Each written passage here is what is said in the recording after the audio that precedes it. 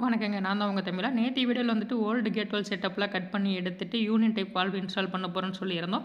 இந்த 4 கேட் வால்வும் தாங்க இந்த இடத்துல நம்ம இன்ஸ்டால் பண்ண போறோம். அதாவது மெயின் லைன் வந்துட்டு பார்த்தீங்கன்னா 2 1/2 இன்ச் பைப்பு.